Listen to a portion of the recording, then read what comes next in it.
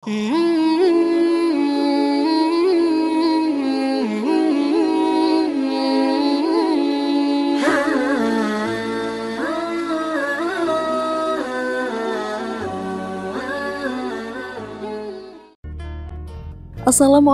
warahmatullahi wabarakatuh. Apa kabar sahabat muslim semuanya? Semoga Allah senantiasa melimpahkan rahmat dimanapun sahabat muslim berada. Pada kesempatan kali ini, kami akan mengungkap sebuah kisah tentang kisah Kiai Barseso yang nekat gauli putri raja. Seperti apakah kisahnya? Simak video ini hingga selesai. Di lembah yang sunyi, terhampar sebuah masjid tua yang menjadi saksi bisu kezuhudan Kiai Barseso selama 70 tahun. Masjid itu menyimpan rahasia langit yang hanya diketahui oleh Barseso yang mengabdikan hidupnya pada ibadah dan penjagaan terhadap godaan dunia. Pohon-pohon kurma yang mengelilingi masjid tumbuh tinggi, seolah-olah melindungi sang kiai dari pengaruh luar yang mungkin mengganggu ketenangan spiritualnya. Namun kehadiran sang kiai telah menarik perhatian entitas yang lebih gelap yang bersembunyi di balik tirai yang tidak terlihat oleh mata kasar, menunggu kesempatan untuk menggoda seorang hamba yang tampaknya tidak tergoyahkan.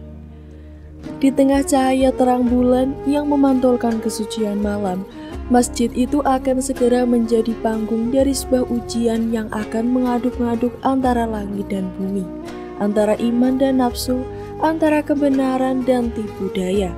Kiai Barseso baru saja menyelesaikan zikir subuh yang diiringi gemercik air dari sumur tua di pojok masjid. Rasa syukur mengalir di setiap nafasnya, penuh dengan kedamaian yang hanya bisa dirasakan oleh mereka yang telah menyerahkan diri kepada keheningan dan ketenangan hati. Namun pada suatu pagi yang dingin, kedamaian itu terganggu oleh suara langkah kaki di luar masjid. Seorang pria berjubah putih, dengan sorot mata yang cerdas dan sinar di wajahnya penuh dengan ketenangan, berdiri di ambang pintu masjid. Dia menatap Kiai Barseso dengan pandangan yang sulit untuk diartikan. "Assalamualaikum Kiai," ucapnya dengan suara lembut namun membawa kekuatan. Kiai Barseso menoleh. Rasa kaget tersirat dalam raut wajahnya yang biasanya tenang. "Waalaikumsalam, siapakah engkau? Dan apa yang membawa engkau ke sini pada waktu yang begitu awal?" Pria itu melangkah masuk. Cahaya fajar menari di sekitarnya. "Aku adalah pengembara yang mencari ketenangan jiwa dan telah mendengar tentang kebajikanmu. Maka dari itu, aku datang untuk belajar darimu Kiai." Barseso menimbang-nimbang mencari tanda-tanda niat dalam kedalaman mata tamunya. "Kebajikan tidak ditemukan dalam diriku, namun dalam ibadah yang kita persembahkan kepada Allah. Apa yang kau cari sebenarnya?" Pria itu menundukkan kepalanya seolah-olah mencari kata-kata yang tepat. "Aku mencari pencerahan, dan aku berharap dengan berada di sampingmu, cahaya yang engkau miliki juga dapat menyinari jiwaku yang gelap ini."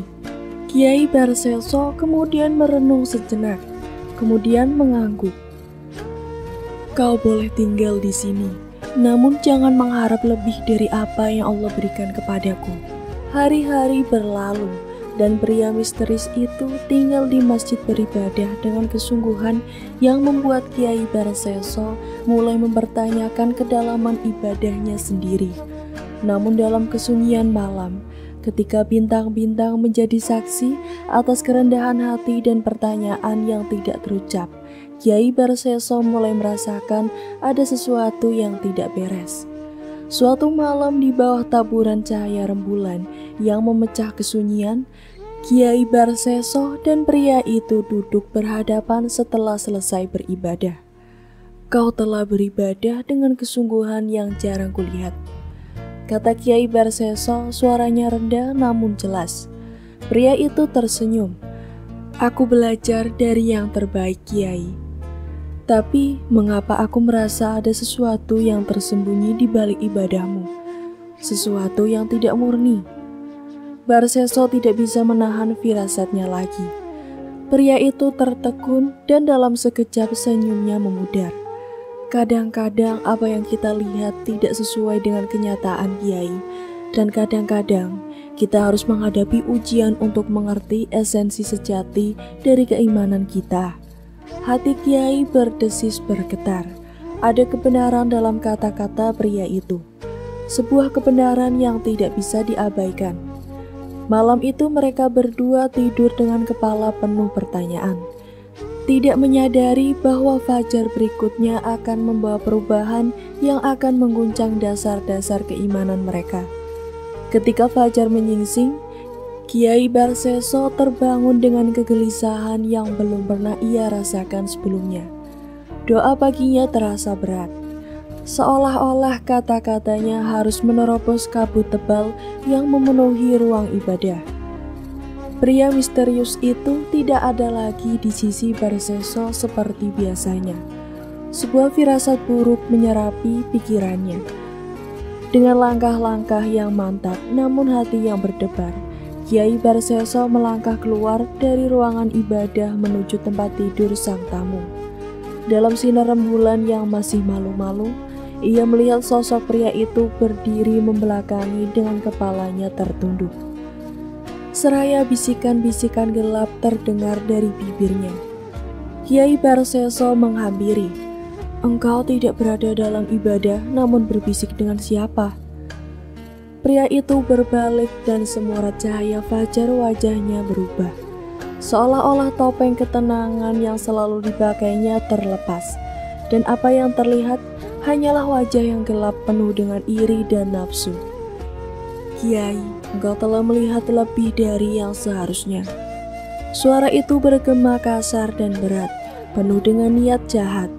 Kiai Barseso yang telah banyak belajar dunia gaib dan ilmu-ilmu yang tersembunyi telah mengerti siapa sebenarnya tamunya ini.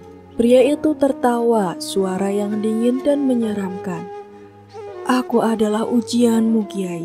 Aku adalah yang menggoda manusia ke dalam dosa dan putus asa." Dengan bismillah di bibirnya dan iman di hatinya, Kiai Barseso menghadapi makhluk itu. Doa-doa yang kuat yang telah ia pelajari selama bertahun-tahun mengalir darinya membentuk perisai tak terlihat. Dia mengejar setan itu, mengucapkan ayat-ayat suci, menghunuskan mereka seperti pedang. Perlawanan setan itu sia-sia. Cahaya iman Kiai Barseso terlalu terang, terlalu kuat. Setan itu terpental dan menghilang dalam sekejap, meninggalkan aroma belerang dan sebuah pelajaran yang tidak akan pernah dilupakan. Berita tentang pengusiran setan oleh Kiai Barseso menyebar cepat ke seluruh pelosok desa. Orang-orang datang untuk meminta nasihat dan bantuan, dan masjidnya segera menjadi tempat perlindungan mereka yang dicoba oleh kejahatan yang tak kasat mata. Dalam kerumunan yang datang, ada seorang gadis yang kecantikannya hanya disaingi oleh kesedihannya. Salmah, putri raja, diantar ke masjid oleh pembantu-pembantunya. Dengan mata yang kosong dan tangan yang selalu tampak ingin meraih sesuatu yang tak melihat. "Kiai," suara sang raja bergetar, "putriku telah dicengkeram oleh kegilaan atau sesuatu yang gelap. Bisakah Kiai menyembuhkannya?"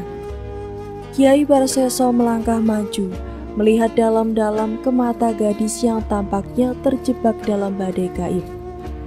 "Dengan izin Allah, aku akan mencoba," ucapnya meskipun ia tahu bahwa ini mungkin merupakan ujian terberat yang pernah ia hadapi. Kiai Barseso menatap Salma yang matanya terlihat kosong namun penuh dengan teror yang tak terucapkan. Dia menghampiri gadis itu, menaruh tangannya yang kasar di atas kepalanya, dan mulai berdoa dengan suara yang penuh dengan harapan dan kekuatan. "Sesungguhnya kesembuhan ada di tangan Allah, dan kita sebagai hamba hanya dapat memohon," ucap Kiai Barseso dengan lembut. "Salma anakku, dalam nama Allah yang Maha Pengasih dan Maha Penyayang, aku berdoa agar apapun yang mengganggumu dapat pergi dan meninggalkanmu dalam damai. Salma menatap Kiai Barseso, dan untuk pertama kalinya sejak lama sebuah kilatan kesadaran muncul di matanya. Itu adalah awal dari proses penyembuhan yang panjang dan sulit. Tetapi dengan kehadiran dan bimbingan Kiai Barseso, harapan baru mulai bersemi di hati yang lama terluka. Kiai Barseso berkata kepada raja bahwa Salma harus diisolasi, dijauhkan dari hal-hal duniawi dan dari keramaian kerajaan. Maka raja mengizinkan untuk Salma tinggal di balik samping masjid. Iblis melihat hal ini sebagai takdir yang tak hanya melancarkan aksinya, namun akan menjatuhkan seorang ahli ibadah yang sebelumnya memiliki derajat yang tinggi di sisi Allah. Hari-hari berikutnya berlalu dalam ketenangan dan doa. Salma yang kecantikannya hanya disaingi oleh misteri yang menyelimutinya harus diisolasi dalam ruangan khusus di kompleks Masjid Kiai Barseso. Ruangan itu disiapkan agar tenang dan damai, dikelilingi oleh tulisan-tulisan suci dan ayat-ayat Al-Quran yang terpampang di dinding sebagai benteng dari gangguan gaib. Namun kegelapan yang menggelenggu, Salma tampaknya mempunyai kehendak sendiri. Di malam hari, tangisannya memecah kesunyian. Suara-suara tak kasat mata berbisik. Dengan nada merayu dan mengancam, Kiai Barseso menghabiskan jam demi jam berdoa dan berzikir. Tapi iblis itu licik. Ia menunggu, mengendap dalam bayang-bayang dan mencari celah. Dalam kesendirian itu, Kiai Barseso menemukan dirinya semakin terikat pada Salma. Ia memandangi wajahnya yang damai saat tidur, menenangkan tangisannya dengan kata-kata penuh kasih, dan secara perlahan tanpa disadarinya, benih perasaan terlarang mulai bertunas. Iblis yang selalu mengintai mengendus ketenangan hati Kiai Barseso dan memanfaatkannya. Suatu malam saat Kiai Barseso bermeditasi di luar ruangan isolasi, sebuah bayangan gelap berbisik di kepalanya, mengambil bentuk Salma dalam imajinasinya. Sang Kiai yang mulia. Suara itu berbisik dengan nada meniru Salma. Apakah hati Anda tidak tergerak oleh derita saya? Apakah kasih sayang Anda tidak lebih dari sekedar kata-kata? Kiai Barseso meskipun bijaksana dan berilmu, merasakan hatinya tercabik.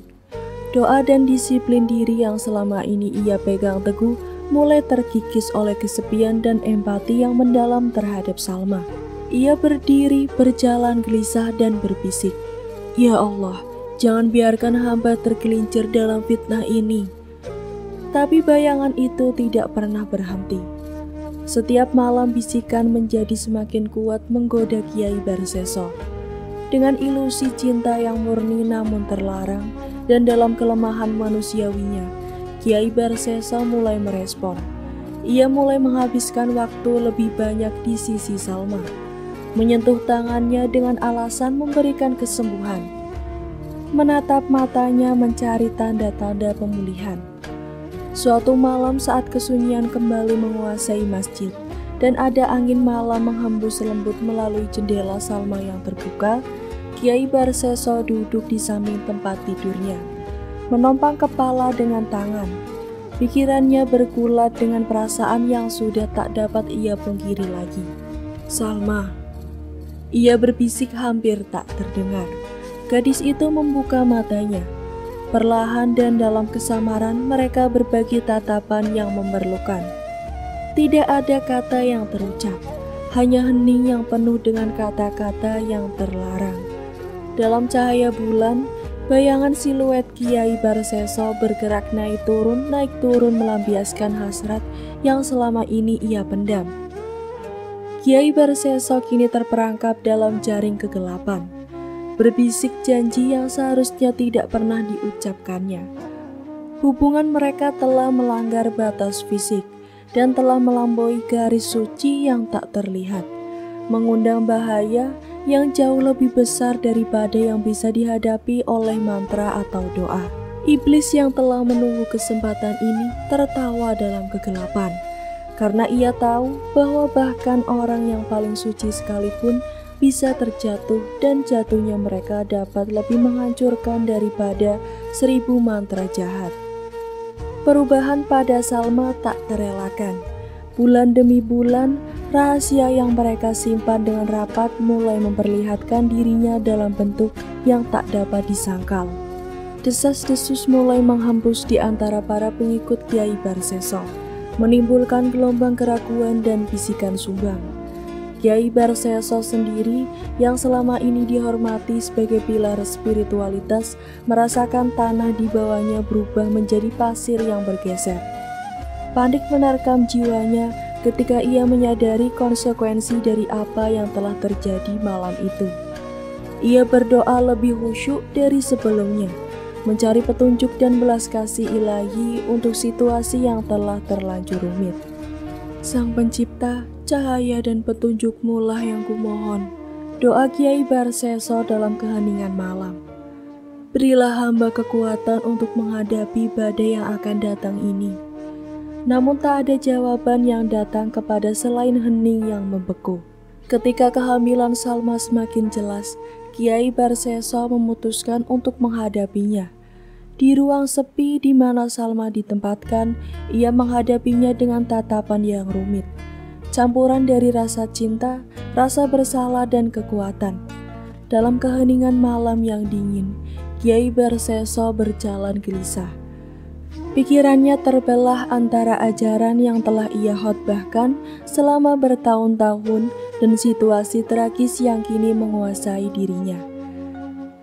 Ia menyentuh perut Salma yang membuncit dengan lembut. Rasa cinta dan keputusasaan bercampur dalam sentuhannya. "Salma," bisiknya dengan suara serak. "Kau tak tahu betapa dalamnya lubang yang telah kita gali. Dan kini aku tak bisa melihat jalan kembali." Salma dengan wajah yang kucak namun masih memancarkan kecantikan memandang Kiai Barseso dengan mata yang memohon. "Apa yang akan terjadi pada kita, Kiai?" tanyanya dengan suara bergetar karena ketakutan. Kiai Barseso menelan ludah, menatap dalam ke arah wanita yang telah menjadi bagian dari hidupnya. Menyadari bahwa apa yang telah terjadi selanjutnya akan menjadi tanda hitam dalam riwayat hidupnya yang putih. "Aku harus melakukan apa yang terbaik bagi kita semua, Salma," katanya dengan suara nyaris tidak terdengar. Malam itu sebuah keputusan mengerikan diambil oleh Kiai Barseso. Keputusan yang akan menghancurkan jiwa kemanusiaannya. Ia membimbing Salma ke tepi danau di mana bulan menggantung rendah di langit, memantulkan cahaya pucatnya pada air yang berkilau. "Salma, kita akan berdoa bersama di sisi danau ini," kata Kiai Barseso sambil memegang tangan Salma yang gemetar. Mereka berdua berlutut dan Kiai Barseso mulai mengucapkan doa-doa yang telah lama ia ajarkan. Tetapi kata-katanya terasa hampa dan palsu di telinganya sendiri. Doa itu dibarengi dengan tangisan hening Salma yang terasa seperti pukulan bagi hati Kiai Barseso yang telah lama dibekukan oleh keputusasaan. Dengan mata yang tergenang air mata, Kiai Barseso berdiri mengambil batu besar yang ia sembunyikan di balik jubahnya. "Maafkan aku, Salma, ini satu-satunya cara," bisiknya seraya mengangkat batu itu tinggi-tinggi. "Aku mengerti, Kiai," jawab Salma dengan suara yang lemah, tidak tahu apa yang dilakukan sang Kiai di belakangnya. Saat batu itu turun dan menghantam kepala Salma, sebuah teriakan terdesak terdengar memecah kesunyian malam. Sebelum akhirnya terendam oleh kegelapan dan keheningan yang menyesakan. Berita tentang kepergian Salma tersebar cepat, diliputi oleh kisah yang dibuat-buat tentang sebuah kecelakaan tragis. Namun mata yang curiga dan bisikan yang meragukan mulai mengumpulkan kepingan cerita yang sebenarnya, memberikan tekanan yang semakin meningkat pada Kiai Barseso, yang kini terlihat tua dan lelah, seakan beban yang ia pikul telah menghisap seluruh hidup dari dirinya. Iblis yang mengamati dari kejauhan tersenyum puas melihat bagaimana seorang pria yang pernah dihormati kini terperosok dalam keputusasaan dan kehilangan. Sebagai bukti bahwa bahkan yang terkuat sekalipun dapat runtuh di tangan kelemahan mereka sendiri. Beban dosa yang berat, Kiai Barseso berjalan menuju takdirnya yang suram. Tangan-tangan kasar dari penjaga desa menariknya keluar dari tempat persembunyiannya, mendorongnya melalui kerumunan yang bisu namun penuh penilaian. Wajah-wajah yang dulu menatapnya dengan hormat, kini penuh dengan kebencian dan kekecewaan. Masa-masa ketika ia menginspirasi dan membimbing mereka dengan kata-katanya yang bijak, kini hanyalah ketenangan yang pahit. Dalam keputusasaannya, ia berbisik kepada angin. Apakah tidak ada jalan keluar untuk jiwa yang telah sesat ini? Dan angin membawa jawabannya dengan bentuk bayangan gelap yang muncul di hadapannya. Iblis berwujud seperti manusia berdiri dengan senyum penuh kemenangan. Barseso, bisik makhluk itu dengan suara yang licik. Sujudlah kepadaku, dan aku akan membebaskanmu dari semua ini. Kiai Barseso dengan wajah pucat dan mata yang kosong, melihat sekelilingnya kepada orang-orang yang dulu mengikutinya, kepada langit yang kelabu dan kepada tanah yang akan segera menjadi tempat peristirahatannya. Dalam detik-detik akhirnya, ia memilih untuk mengikuti bisikan terdalam yang paling ia takuti. Dengan lutut yang gemetar, ia bersujud di kaki iblis, menyerahkan sisa-sisa kehormatan yang belum terkoyak. Selamatkanlah aku, rintihnya dengan suara yang dulu berwibawa, namun kini hanyalah bisikan seorang pria yang terkalahkan. Tetapi iblis hanya tertawa, suara dinginnya memecahkan kesunyian. Sesungguhnya aku berlepas diri dari perbuatanmu, dan aku takut terhadap Tuhan semesta alam. Dan dengan itu makhluk itu menghilang meninggalkan Kiai Barseso sendirian, bersimpu dalam kehinaan dan penyesalan yang tak terukur. Ketika penjaga membawanya menuju tiang salib, tidak ada kata-kata yang diucapkan. Mata Kiai Barseso yang kosong menatap kejauhan, menyadari bahwa pengkhianatannya yang terakhir tidak membawanya kemanapun, kecuali lebih dalam ke dalam jurang kesengsaraan. Dan di sanalah di saat bukit yang dihadiri oleh kerumunan yang sunyi, Kiai Barseso disalib. Teriakan dan rintihan terakhirnya tenggelam dalam angin yang menghembus lewat, membawa jauh ke dalam hutan, ke desa-desa terpencil, dan ke telinga Tuhan yang ia hianati. Saat nyawanya perlahan terlepas, ia sadar bahwa tidak ada iblis yang bisa disalahkan atas jatuhnya seorang manusia. Pilihan-pilihannya sendirilah yang telah menuntunnya ke sini, ke akhir perjalanan yang tragis, di mana kegelapan menelan cahaya yang pernah ia bawa. Dan dengan nafas terakhirnya, Kiai Barseso menghadapi kebenaran yang terlupakan, bahwa setiap jiwa adalah penanggung jawab atas keselamatan dirinya sendiri. Sekian kisah yang kami sampaikan, kurang lebihnya mohon maaf. Wassalamualaikum warahmatullahi wabarakatuh.